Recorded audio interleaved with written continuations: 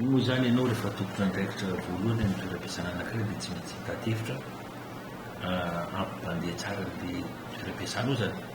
Défi hoe défi. Ohatra ny anay eto zany tamin'izay tonga teto zany hitany hoe problème mipetraka amin'ny fitadiavana dossier.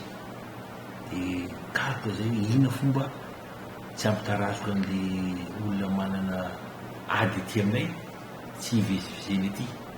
Dia tsirony hevitra teo manino moa tsy informatisena ny archive aloha zay ny hiditra amin'ny dossier ty ariana. Nanomboka tamin'ny 2012 zay nanomboka nanao izy 2015 vao vita.